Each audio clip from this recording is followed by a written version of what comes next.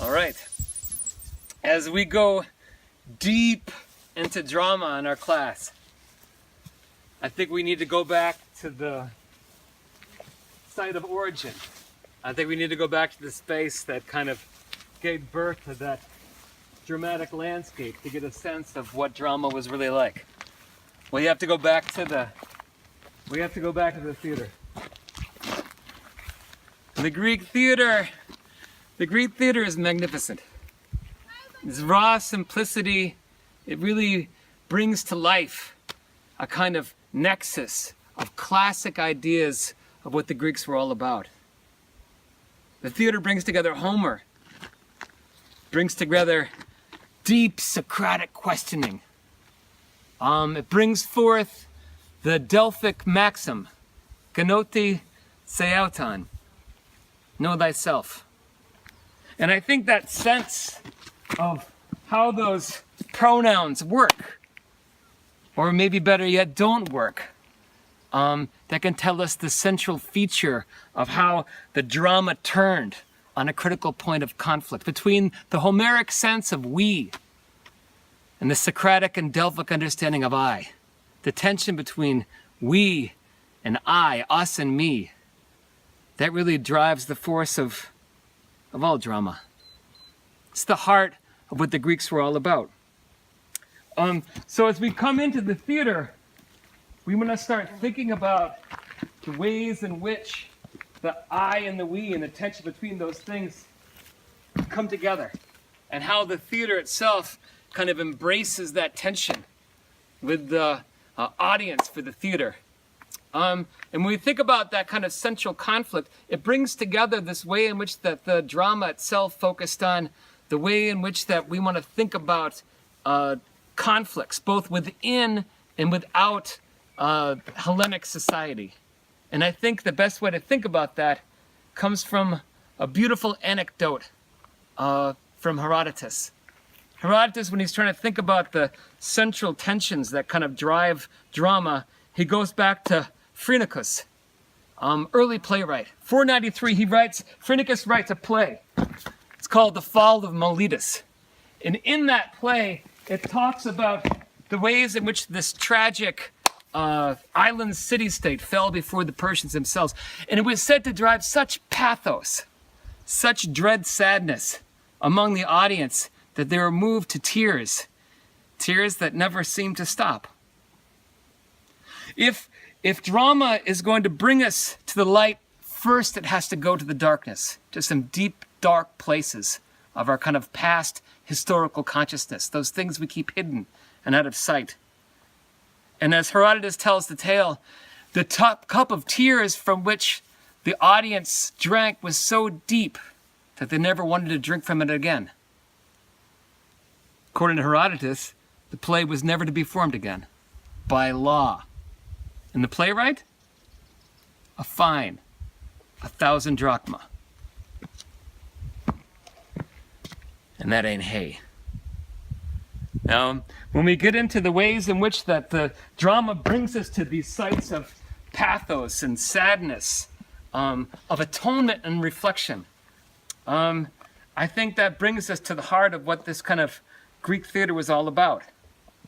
It brings us to a space where we have to reflect whence we came. And then the other part of that tension, whence came I? The theater brought us to a place where these tensions could work themselves out in the midst of a coming together or an embrace of identity. They need to think about the past in a very profound way. And for the Greeks, for the Hellenes, the past was not necessarily a site of triumph, but it was a site of brutality, of violence, of suffering. And I think it's that aspect of the past that the Greeks really understood, ways in which that I think that Americans can learn from, with our whitewashed past, our manifest destiny. It's like our American sense of the past is more of like a salvation or a salvific story. Not for the Greeks. The past was like a net that bound them to a site of reflection and a site of atonement for the costs that it took to bring about the present condition. I think if we can learn from something from this dramatic interpretation of the past, it gives us a good insight into how dramas operated. When we think of fate, we think of the gods. It's not that these things were true in and of themselves, but what was true was that the past held them like a net that was almost inescapable. In ideas of fate, in the ideas of the gods, those were the things that bound us to that darkness, to that violence, and to that sense that in some sense there was a spiritual atonement that needed to be made. You know, like an atonement for those who had fallen before us, and an atonement for those who had fell before them.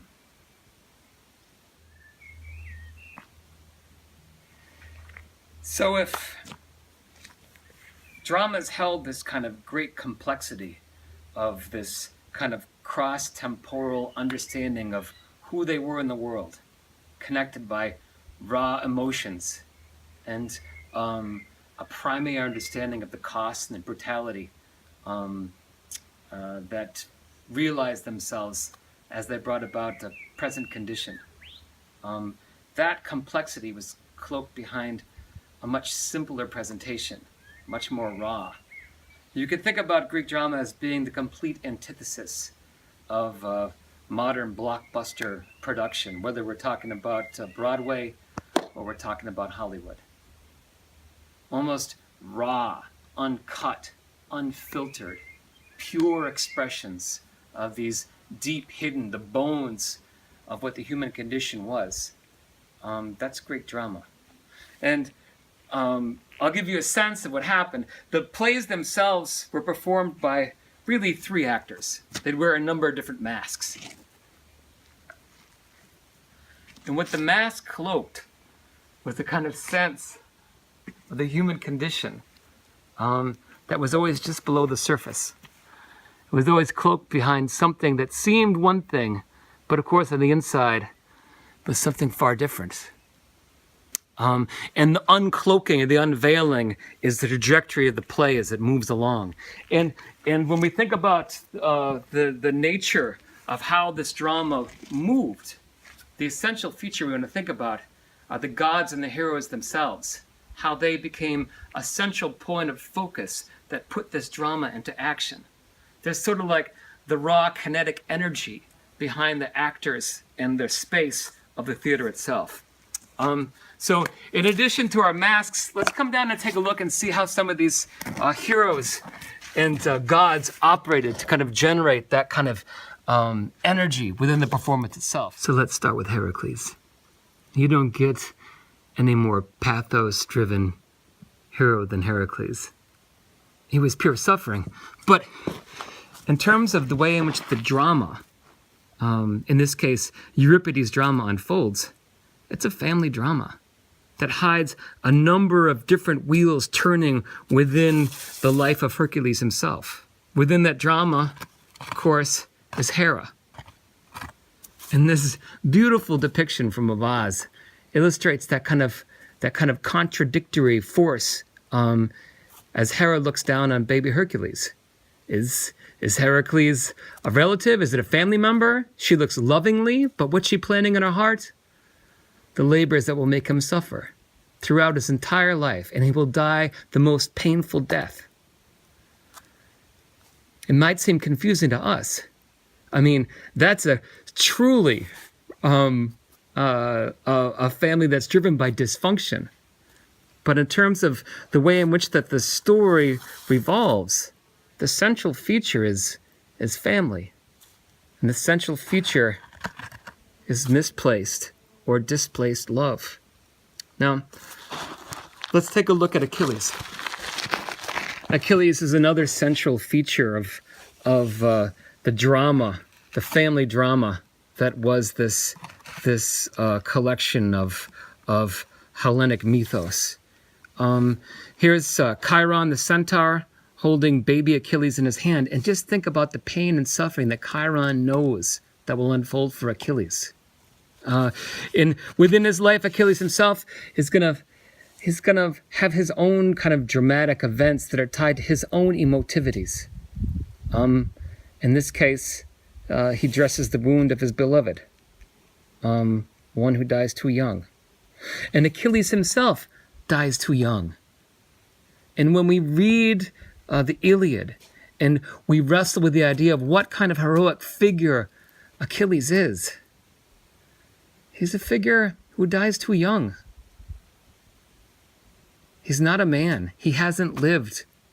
He hasn't fulfilled the life cycle, the family cycle that was really the object of the way in which that the Greeks saw the point of life itself. And when we encounter him in the underworld, he knows that he died too young. Better, he says, to live a long life in the lowest position above the earth as a slave than to live below the earth, to live in the underworld as a hero. That's pathos. It's the unborn children he never got to have.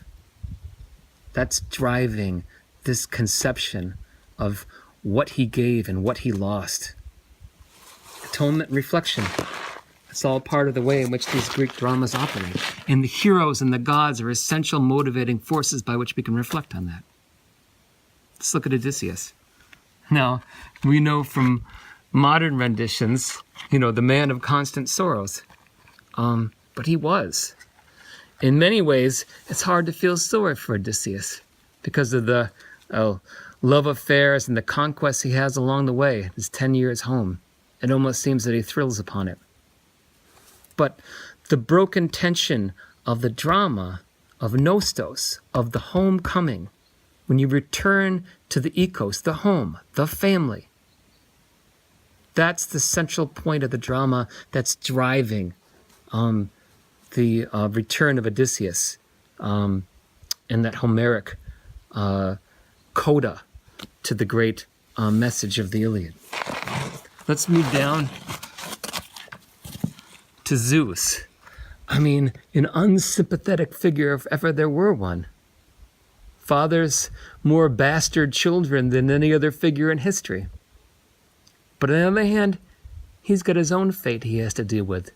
And he's caught in his own nets of a past that was incredibly brutal, that demands atonement and that demands ritual.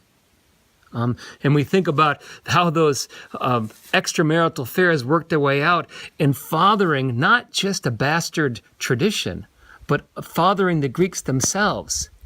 That's what's important when we get into the figures that drive the drama. So let's look at, here we have Io, one of the first victims of Zeus's advances, his rapes. He lures her in. Come take a ride on my back, he says, and he carries her off. Chased around the world, she finally gives birth right after being pursued by Hera, much the same way that Heracles was. A female Heracles, perhaps. But she gives birth. Epiphus. Epiphus is the outcome of that rape. But what comes of Epiphus? All the families that matter. Epiphus gives rise to Libya, who then becomes the source of that northern African peoples. Sires of Libya become Danaus, who become the father of the Greeks themselves. You remember that Homer calls the Greeks the Hellenes. He calls them the Danaans. Why? Because Danaus is the father of their tribe. He fathers Aegyptus, the beginnings of Egypt. So we get North Africa, Egypt, the Greeks themselves. They all come from this critical, brutal, ugly, bastard beginning that realizes beautiful consequences. And the last in the line in terms of the way these epic heroes realize themselves in our drama, Perseus, one of the most beautiful of all heroes, and Dionysus, the most pathos-driven of all the Greek gods, who lives to be torn apart every year. It's a powerful story when we start connecting the dots. And let's go to the last bit of reflection that we can get out of this kind of dysfunctional family that becomes the heart, the drive, the energy behind this Greek dramatic tradition. Here we have the statue of Hermes and Dionysus. And think about what Hermes is thinking now. Think about as he looks at this beautiful baby, the life that he has before him, the type of suffering that Dionysus will have to go through. The father of the theater himself, torn between two ways, two avenues. He seems to be part human and part divine. His rebirth is painful, maybe more painful than that of Prometheus himself. And as we go into this last figure that depicts Dionysus, we have to think about what's driving his passion. And it really is what's driving the kind of motive force behind the I and the we. And that's where love is found. I guess for Dionysus, we want to think from everything from eros to agape, to all the drives behind the ideas of love and the Greek words that manifested that kind of sense. The drives of imeros, pothos, anteros. The drives of passionate love, unrequited love. And then anteros, the one where you find reciprocity in love. They're all embodied in this Dionysian figure that can barely hold it all together. Why? Because that's the power of the kinetic energy that's driving these figures and why they're so important to Greek drama. It's not that they're gods. It's they're the heart of the action behind the drama.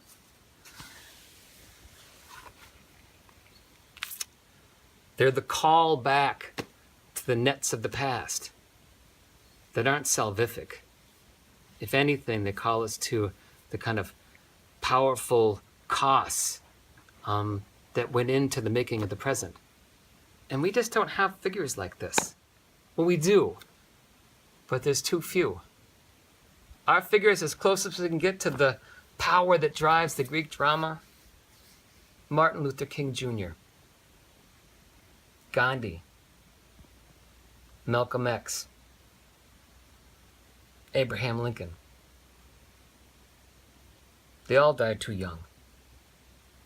But they all call us back to a sense that there were costs in the past that we need to atone to, or we need to atone for, that we need to address, and that we need to bring to the table when we try and think about central questions to who we are and who I am. So that's Greek drama. It brings you to a very simple place that cloaks some wonderfully beautiful, complex ideas that really want to look at our kind of pain-driven selves, honestly, in a way that can awaken us to the world we actually live in, not the one we see on TV.